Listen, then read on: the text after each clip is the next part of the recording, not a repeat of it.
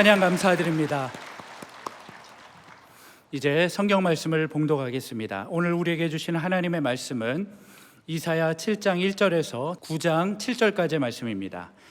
제가 가지고 있는 성경은 구약 성경 976페이지입니다. 주신 말씀 중에서 이사야 7장 1절과 2절의 말씀을 교독하시고 9절의 말씀을 합독하시겠습니다. 계속해서 이사야 9장 1절과 2절 그리고 6절과 7절의 말씀을 교독하시겠습니다. 제가 먼저 읽겠습니다. 하나님의 말씀입니다. 우시아의 손자요 요담의 아들인 유다의 아하스 왕 때에 아람의 르신 왕과 르말리아의 아들 이스라엘의 베가 왕이 올라와서 예루살렘을 쳤으나 능히 이기지 못하니라. 어떤 사람이 아람이 에브라임과 동맹하였다 하였으므로 왕의 마음과 그의 백성의 마음이 숲이 바람의 흔들림같이 흔들렸더라. 9절 말씀을 함께 읽겠습니다. 에브라임의 머리는 사마리아요 사마리아의 머리는 르말리아의 아들이니라. 만일 너희가 굳게 믿지 아니하면 너희는 굳게 서지 못하리라 하시니라. 9장 1절과 2절입니다. 제가 먼저 읽겠습니다. 전에 고통받던 자들에게는 흑암이 없으리로다. 옛적에는 여호와께서 스불론 땅과 납달리 땅이 멸시를 당하게 하셨더니 후에는 해변길과 요단 저쪽 이방의 갈릴리를 영화롭게 하셨느니라. 흑암에 행하던 백성이 큰 빛을 보고 사망의 그늘진 땅에 거주하던 자에게 빛이 비치도다. 마지막으로 6절과 7절입니다. 함께 교독합니다. 제가 먼저 읽겠습니다. 이는 한 아기가 우리에게 낳고 한 아들을 우리에게 주신 바 되었는데 그의 어깨에는 정사를 메었고 그의 이름은 기묘자라 모사라 전능하신 하나님이라 영존하시는 아버지라 평강의 왕이라 할 것임이라. 7절 함께 읽겠습니다. 그 정사와 평강의 더함이 무궁하며 또 다윗의 왕자와 그의 나라에 군림하여 그 나라를 굳게 세우고 지금 이후로 영원히 정의와 공의로 그것을 보존하실 것이라. 만군의 여호와의 열심히 이를 이루시리라. 아멘. 할렐루야.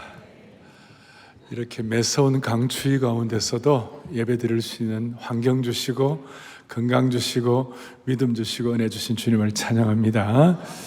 우리가 회중 찬송 불렸는데 구주 예수 의지함이 심히 기쁜 일이다. 그 다음에 2절에 이렇게 나와 있죠. 주를 믿는 나의 마음 그의 피에 적시네. 예수 그리스도의 보혈의 피가 우리를 적셔 주셔가지고 오늘 주님이 기뻐하시는 강력한 믿음의 사람으로 무장되기를 소망합니다. 오늘 이사야 제가 7장, 8장, 9장 이 석 장을 동시에 강해를 하는데 이 짧은 시간에 쉽지 않은데요. 핵심은 이겁니다. 믿음 중에 가장 강력한 믿음이 뭐냐면 하나님이 나와 함께 하신다는 것이에요. 중요한 우리 믿음의 대상도 있어야 되고 여러 가지 있어야 되지만 믿음 중에 살아계신 하나님이 나와 함께 하신다. 임마누엘이다. 기억나시죠? 이 임마누엘 신앙이에요. 근데 하나님이 나와 함께 하시는 이 임마누엘의 신앙의 핵심이 뭔가? 그의 이름은 첫째 뭐예요? 기묘자라 모사라. 근데 이걸 따로가 아니라 원더풀 카운셀러라. 기묘자인 모사라. 가장 지혜로운 책략가이시다. 두 번째는 전능하신 하나님이시다. 뭘 믿는가? 임마누엘 하나님 뭘 믿는가? 전능하신 하나님이시다. Almighty God다. 영존하신 아버지시다. Everlasting Father이다. 평강의 왕이다. King of Peace, Prince of Peace. 이 네 가지를 믿는 것이 임마누엘 신앙의 핵심이라는 것입니다. 그러니까 제가 오늘은 석장 긴 장이니까 본문이 기니까 핵심을 먼저 말씀을 드리는 거예요. 자, 우리 이 시대 가운데 우리가 지금 지켜나갈 것이 믿음의 핵심은 견고하게 서야 되는데 그것이 바로 뭐라고요? 임마누엘 신앙인데 임마누엘 신앙의 핵심은 뭐냐? 이 네 가지를 믿는다는 것입니다. 그걸 이제 제가 좀 자세히 설명을 하겠습니다. 오늘 7장 1절에 지난주 6장을 했는데 7장 1절이 이와 같이 나옵니다. 한 번 더 7장 1절을 같이 보겠습니다. 우시아의 손자요 요담의 아들인 유다의 아하스 왕 때에 아람의 르신 왕과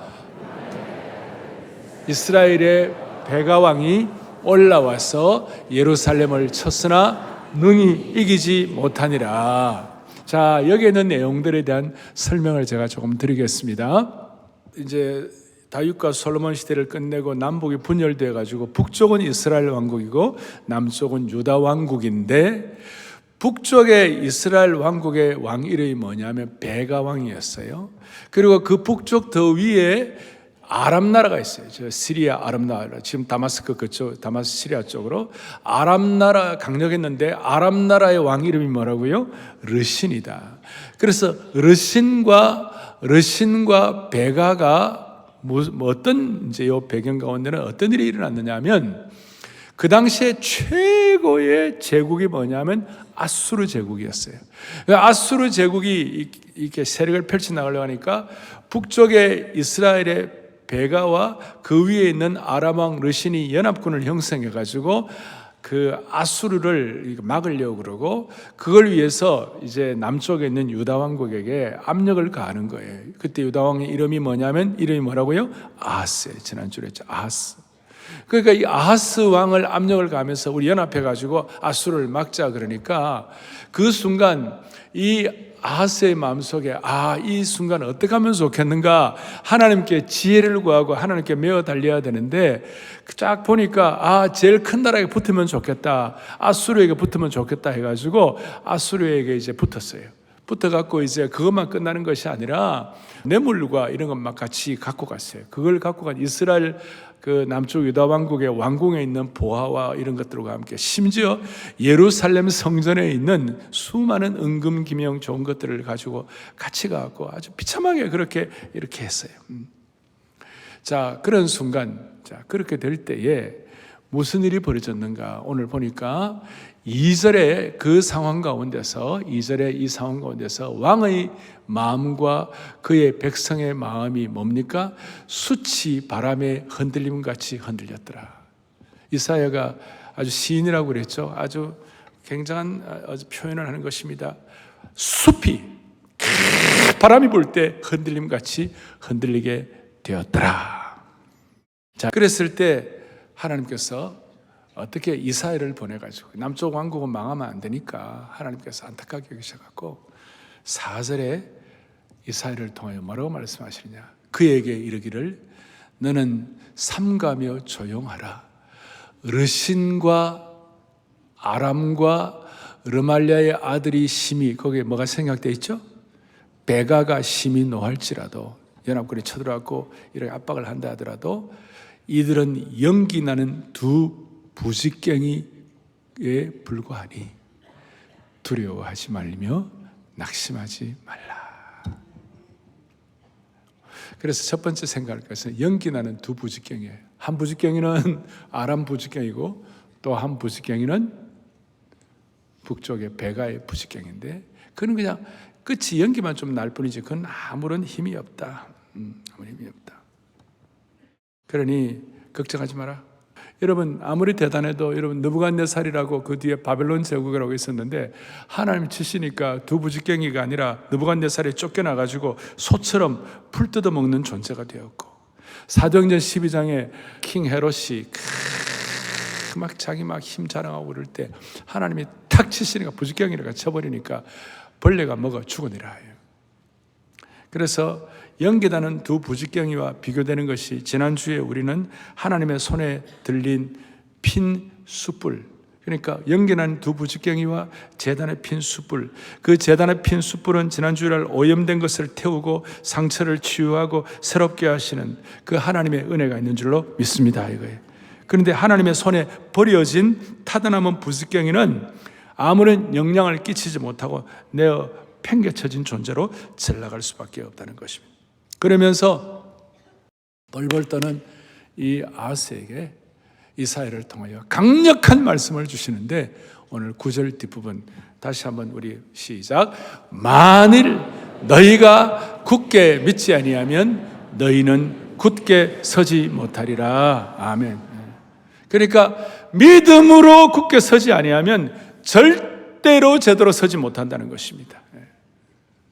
그리고 하나님께서는 그 벌벌 떠는 왕의 믿음을 키워주려고 11절에 있는 말씀을 참 얘기하셔요. 이게 참 놀라운 건데 11절을 읽겠습니다. 너는 내 하나님 여호와께 한 징조를 구하되 깊은 데에 있든지 높은 데에 있든지 구하라. 하나님께서 하나 이제 길을 주시는데 하나님의 살아계심을 너가 믿고 확인할 수 있도록 징조를 구하라. 뭘 구하라고요? 여호와께 징조를 구하라. 성경에 하나님의 살아계심을 요청하는 징조를 구하는 그런 내용들이 여러 군데 나와 있죠. 예를 들어서 기드온이 막 미디안의 대군들이 막 쳐들어왔을 때 기드온이 하나님께 부름받아가지고 너 이제 나가서 이제 해보라 그랬을 때 기드온이 하나님 나는 힘도 없으니까 하나님 내가 좀 하나님 살아계심에 대한 징조를 보여달라고. 그리고 이 흰 양털과 이슬 내리고 하는 그런 게 아시죠? 양털에 이슬 내리고 또 어떤 때는 또 이슬에 밖에만 있고 안에만 있고 뭐 이거 뭐 말 안 해도 웬만큼 다 아실 거예요. 기도원이 그런 징조를 구했어요.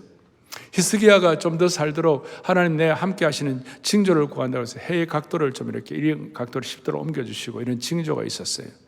그런데 이 믿음 없는 아하스는요 뭐라고 얘기하느냐 12절에 뭐라고 얘기하냐 이렇게 나와 있어요. 아하스가 그래도 나는 뭐예요? 자기는 구하지 않겠다고. 그리고 나는 여호와를 시험하지 않겠다고. 마치 신앙이 좋은 척 코스프레 하면서 겸손을 가장해서 아무것도 구하지 않겠다고 했어요. 사실은 믿음 없는 것을 선포하는 것이에요. 속으로는 어때도 안 된다.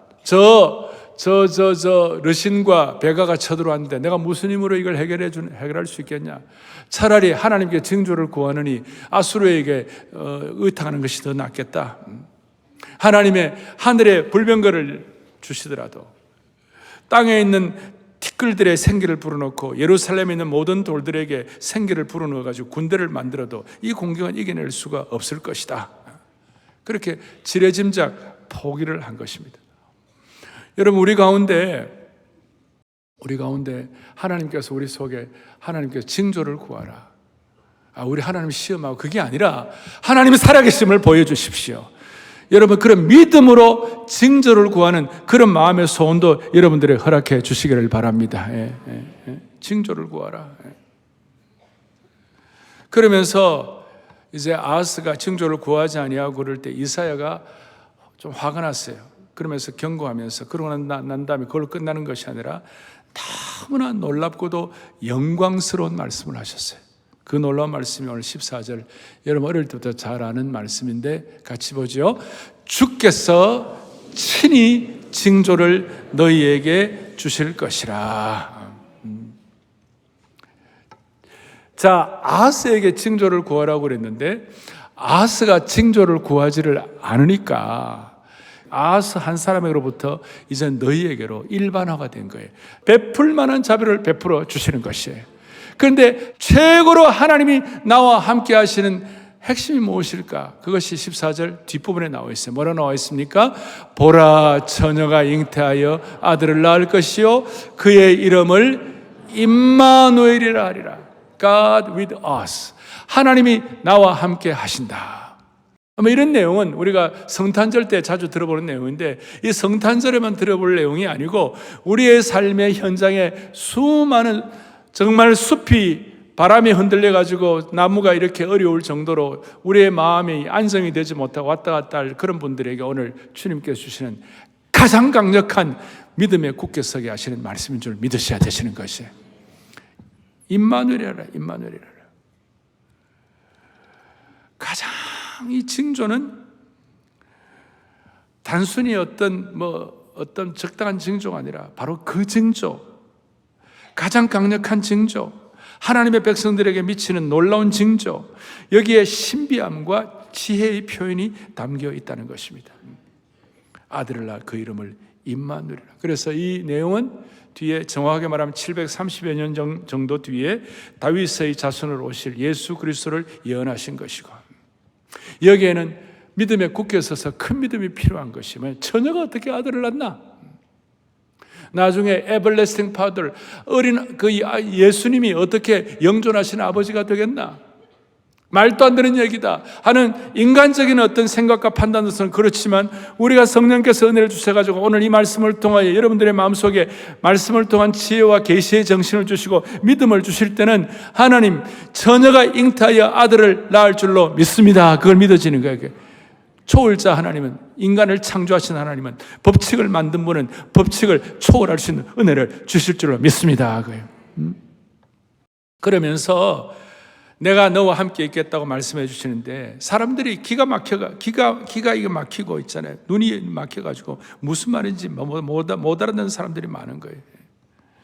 그리고 이제 오늘 이제 이런 내용을 말씀하고, 나머지 7장의 나머지 부분과 8장은 아수르가 아람과 북이스라엘을 침공하는 내용들을 보여주고 있는 쭉 내용들이 나와 있어요. 그리고 이사야 8장 3절에 보니까 유다 왕국의 또 다른 징조가 될 것이 하나 나오는데, 뭐가 나오느냐 하면요, 이런 내용이 나와요. 같이 읽겠습니다. 여호와께서 내게 이르시되 그의 이름을 마헬살랄 하스바스라고 하라. 이게 무슨 내용인가 하면, 임마누엘이 가장 큰 징조가 되는데, 자, 저기 르신과 베가가 쳐들어온다 할지라도 그 쳐들어온 그 무리들을 하나님이 친히 공략해 주시리라.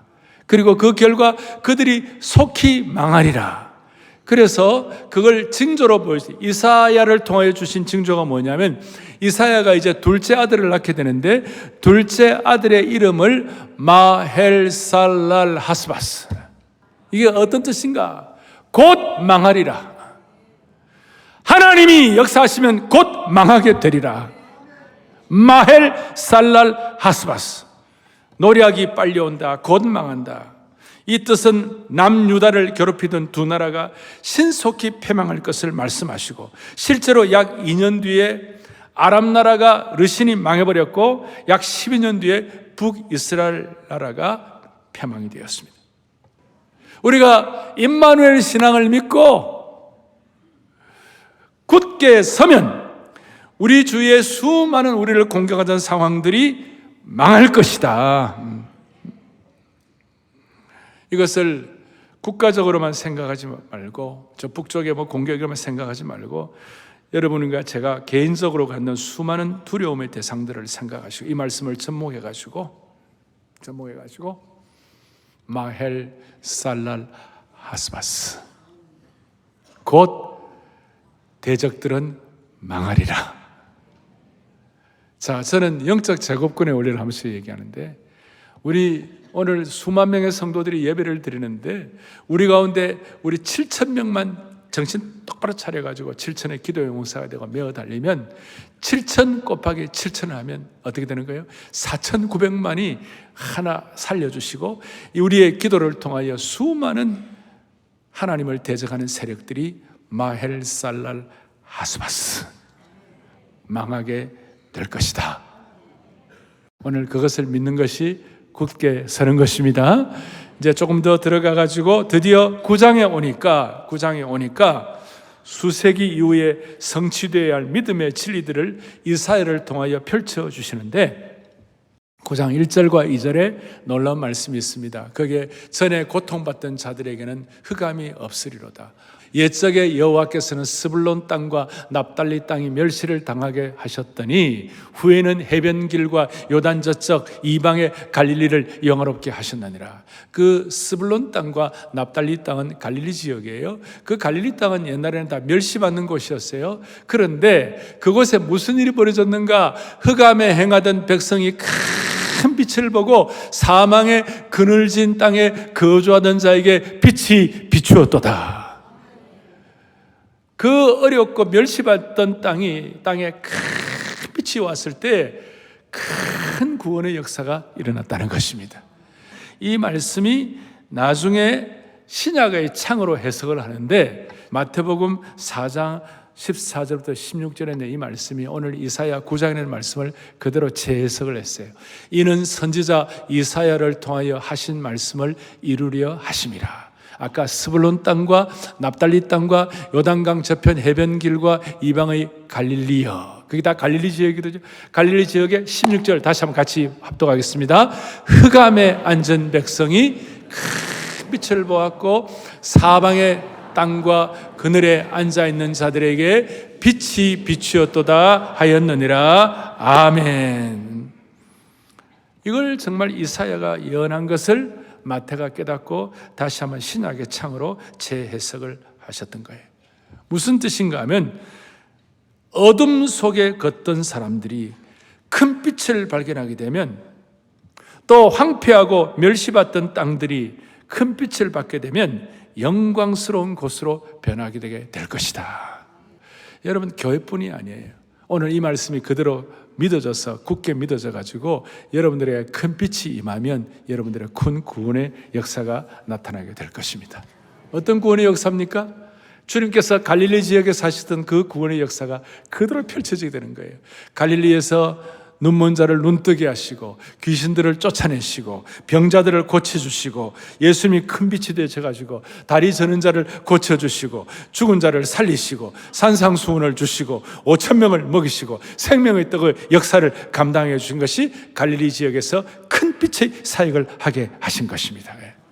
그 큰 빛으로 어두움이 환하게 되고 난 다음 이사야 9장 3절 4절에 이런 말씀이에요. 3절 4절도 같이 보겠습니다.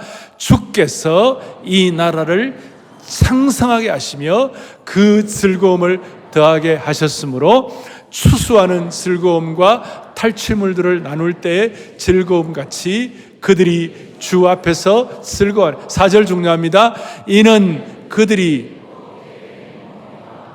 어깨에 맨 채찍과 그 다음에 그 압제자의 막대기를 주께서 꺾으시되 미디안의 날과 같이. 아멘. 압제자의 수많은 압제자의 막대기를 꺾어주신 주님을 찬양합니다. 주님께서 꺾어주신다고 하셨어요. 마치 그 당시 사사시대에 미디안 족속이 이스라엘을 압제했지만 기드온을 들어 쓰셔서 하나님께서 큰 구원을 주신 것처럼 주님께서 큰 빛의 역사를 베풀어 주시고 나라를 창성하게 하시고 즐거움도 회복하게 하시고, 이런 내용들을 여러분 보시면서 그냥 스쳐 지나가지 말고, 하나님 저 말씀이 오늘 현실 가운데 내 삶 속에서는 저 말씀이 어떻게 적용되면 좋겠습니까? 이 말씀이 내 삶 속에 어떻게 확인되면 좋겠습니까? 그런 마음으로 집중할 때 하나님께서 여러분들에게 필요한 말씀을 허락해 주시는 것입니다. 어떻게 압제로부터 회복과 축복이 가능하게 됩니까? 큰 빛으로 우리에게 큰 믿음을 주시는 핵심이 뭐냐면, 오늘 아까 여러분들이 우리가 요절처럼 했던 것이 이사야 9장 6절에 이는 한 아기가 우리에게 낳고 한 아들을 우리에게 주신 바 되었는데, 아까 말한 네 가지. 그 이름은 다시요, 우리 오늘 이거 다 외우고, 첫 번째로 뭐라고 그랬어요? 기묘자라 모사라, 원더풀 카운셀러라. 그 다음 뭐예요? 전능하신 하나님이라. 그 다음에는 영존하시는 아버지라. 다시 everlasting father. 그 다음에 평강의 왕이라, Prince of Peace. 근데 이게요, 우리가 실력이 있어가 능력이 있어갖고 이걸 쟁취한 것이 아니라, 너무 감사한 것은 그 하나들 우리에게 어떻게 됐어요? 주신 바 되었는데, 이유를 모르지만 말씀을 통하여 깨닫게 하시고, 이유를 모르지만 성령께서 눈을 열어주시고, 이유를 모르지만 오늘 이 말씀을 이 순간 우리에게 주신 바 되었는데, 여러분과 제가 큰 믿음에 서기 위하여 오늘 이 시대에 꼭 필요한 네 가지가 여러분과 저에게 그대로 접목되기를 원합니다. 그럴 때 수많은 사람들이 숲이 바람에 흔들림 같은 두려움을 갖지만 그 두려움을 떨쳐낼 수 있도록 하나님께서 은혜 위에 은혜를 덧입혀 주실 것입니다. 뭐라고 말씀하는가? 네 가지. 첫째, 기묘자라 모사라. 이것은 여러분, 우리의 마음속에 삶을 살아가면서 수많은 난제들에 부닥칩니다. 수많은 어려움들이 있습니다. 우리에게 지혜가 필요할 때가 많이 있습니다. 새 한글 성경에는 이 기묘자라 모사라, 원더풀 카운셀러를 뭐라고 말씀하냐면 놀라우신 책략가이시다. 예수님은, 오늘 살아계신 하나님의 말씀은 특별히 매일매일 우리가 큐티하고 있는 내용들을 통하여 하나님이 우리에게 놀라운 책략가와 지혜자가 될 줄로 믿으셔야 되는 것이 지혜를 주셔요. 두 번째로는 전능하신 하나님이시다. 전능하신 하나님이시다. 아까 삶의 지혜의 영역에서는 원더풀 카운셀러인데 전능하신 하나님은 올마이티 가드, 엘샤다이 하나님은 우리의 삶의 영적 전투의 영역에서, 삶의 전투의 영역에서, 직접적인 전쟁의 영역에서 이것은 오직 살아계신 하나님만이 주실 수 있는 것이다. 우리 하나님은 어떤 전쟁에도 승리를 쟁취하시는 하나님이시다. 오죽하면 이사야 뒤에 42장 13절에 뭐라고 말씀하고 있는가 같이 보겠습니다. 여호와께서 용사같이 나가시며 전사같이 분발하여 외쳐 크게 부르시며 그 대적을 크게 치시리로다. 하나님이 용사가 되어 주신다는 것이, 전능하신 하나님의 능력을 보여주신다는 것이, 그리고 하나님이 최고의 승리, 세상들의 사람들도 이해할 수 없는 최고의 승리는 십자가를 통한 최고의 승리를 주시는 하나님이세요. 그래서 최고의 승리의 현장이 십자가의 사건이라고 말할 수가 있는 것입니다. 완패를 당한 것처럼 보이지만 최고의 승리가 십자가가 된 것입니다. 여러분, 아하스는 오늘 이사야 선지자를 통하여 이 말씀을 들었어도 믿음에 굳게 서지 못해가지고 실패했습니다만은 또 참 신비한 것이 뭐냐? 우시야, 요담, 아하스의 아들이는 뭐예요? 히스기야 왕이에요. 히스기야 왕은 오늘 이 말씀을 듣고 믿음으로 굳게 섬으로 말미암아 아수르 군대 18만 5천 명이 쳐들어왔지만 그들을 하루아침에 송장같이 벌하시는, 하루아침에 패배하게 하시는 전능하신 하나님을 경험하게 해 주셨어요. 찬송하는 것처럼 믿음이 이기네, 믿음이 이기네, 주 예수를 믿음이 온 세상 이기네. 이것이 전능하신 하나님, 삶의 전투적 영역에서 용사같이 나가셔서 승리하게 하시는 하나님. 차근차근히 세 번째로는 뭐라고 했습니까? 영존하신 하나님.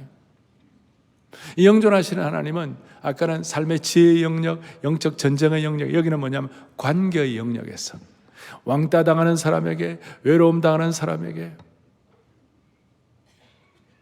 심지어 우리 사랑하는 가족들이 떠났을 때도 우리 주님께서는 우리에게 영존하시는 아버지가 되어주시는 것이, 따뜻하게 품에 안아주시는 아버지가 되어주시는 것이 영존하시는 아버지 하나님. 우리가 영적 고아가 되지 아니하고 목자같이 먹이시고 품에 안으시고 인도해 주시는 하나님. 마지막에 나오는 것이 평강의 왕이라고 그랬어요. 이것은 뭐냐?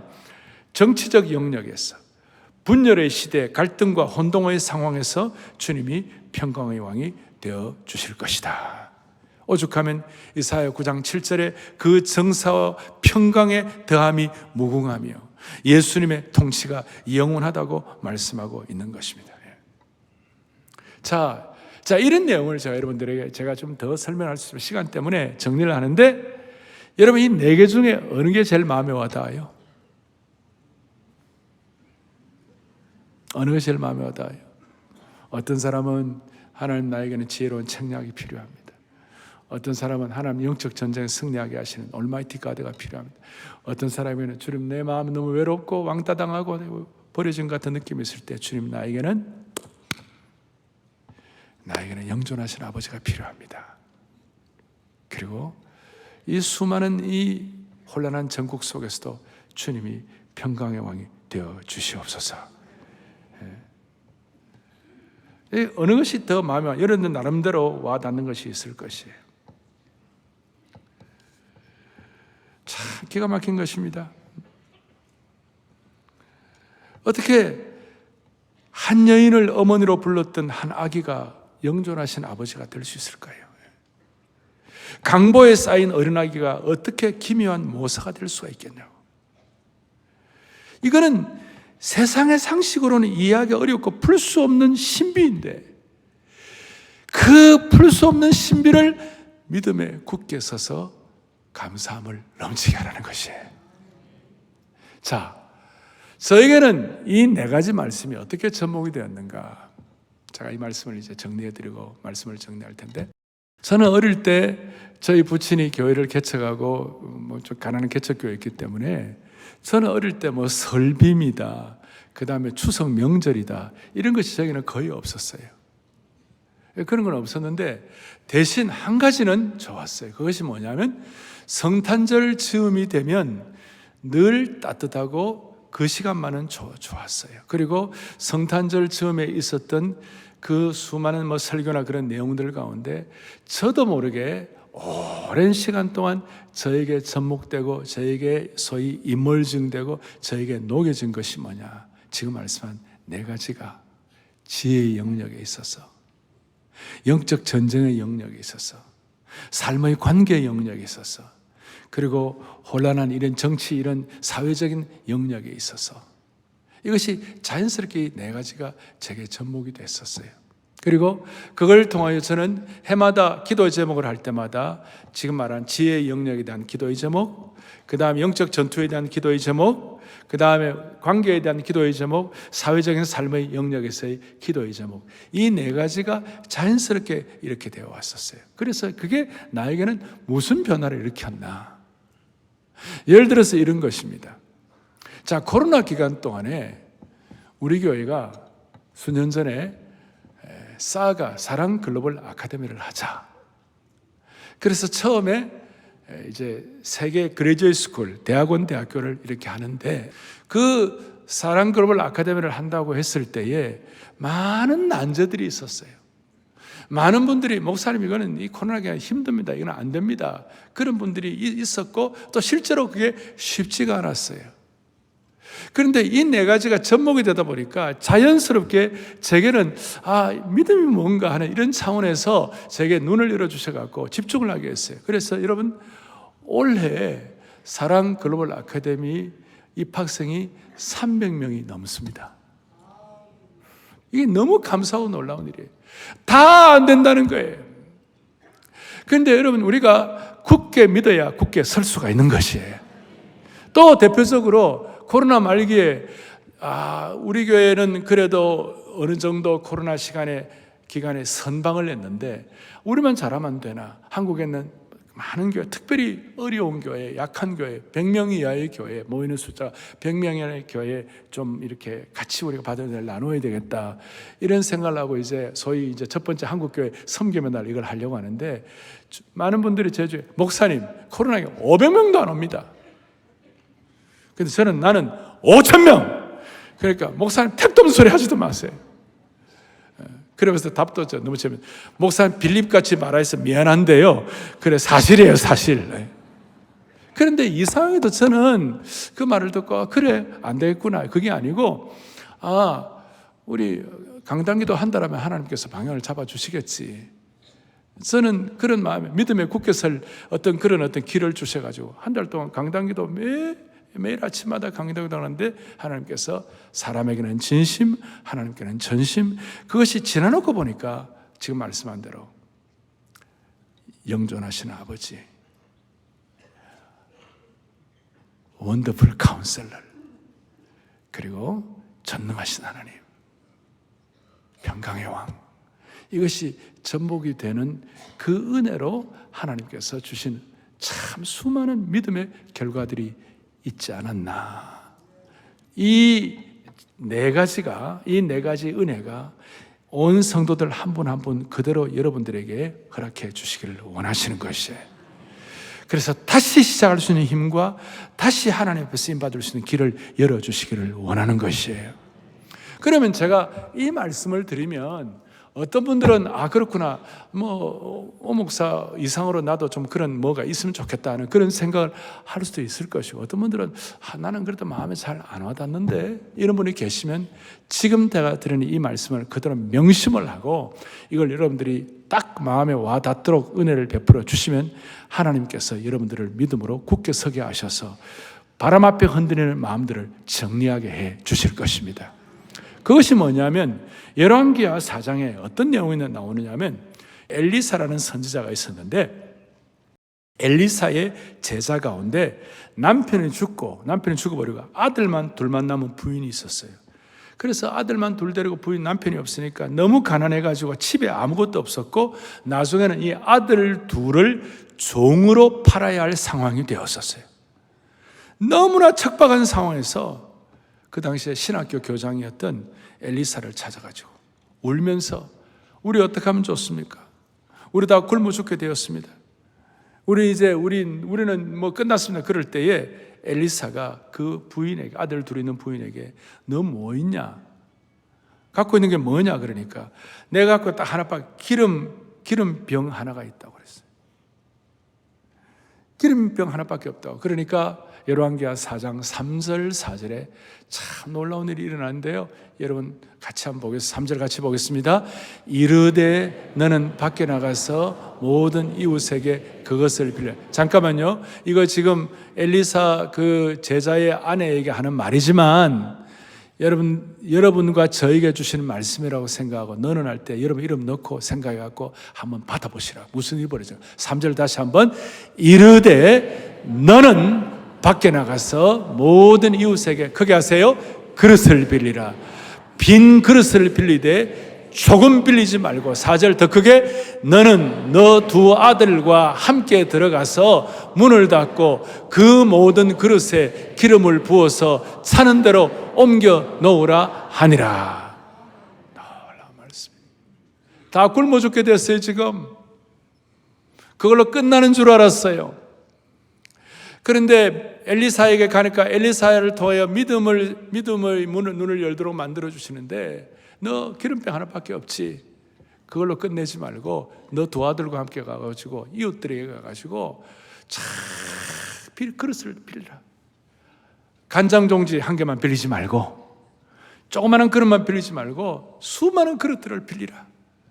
그리고 빌려가지고 방에 그 그릇들을 다 놓고 문을 닫고 그 모든 그릇에다가 기름을 부어라. 차는 대로 차게 되리라 그랬어요. 사랑하는 형제 자매 여러분, 오늘 간장 종지 정도를 빌렸으면 간장 종지만한 인생이 될 것이고 큰 항아리와 큰 대접을 빌렸으면 그렇게 결정이 될 것입니다. 오늘 이 네 가지를 여러분의 것으로 받아들여 가지고 누가복음 7장 50절에 이렇게 말씀하고 있습니다. 너의 믿음이 너를 구원하였으니 평안히 가라. 믿음에 굳게 서서 여러분들의 믿음을 통하여 여러분도 살고 교회도 살고 이 민족도 살리는 역사가 일어나기를 간절히 바랍니다. 저 말씀한 대로 세상의 사람들은 난세의 영웅이 난다고 그랬지만 오늘 이 시대에 여러분과 저의 믿음을 통하여 다시 한번 믿음의 장부들이 되기를 소망합니다. 가슴에 손을 얹겠습니다. 자비로우신 하나님 아버지, 겉으로는 강력해 보이지만 사실은 연기나는 부직갱이밖에 되지 않는 그 세력들을 의지하지 말게 하여 주시옵시고, 하나님께서 믿음이 견고하게 서 있는 사람들에게 주신 축복, 마헬살랄 하스바스, 수많은 대적들을 하나님께서 처리하게 하여 주시옵소서. 우리는 믿음에 굳게 서가지고 삶의 모든 영역에서 최고의 지혜와 최고의 승리와 최고의 관계와 최고의 평강으로 통치하여 주시옵소서. 주위에 수많은 혼란스러움이 있다 하더라도 이 하나님을 굳게 믿고 굳게 서게 하여 주옵소서. 강력한 임마누엘의 신앙으로 무장되게 해 주시기를 소원하오며 우리 주 예수 그리스도 이름 받들어 간절히 기도 올리옵나이다. 아멘.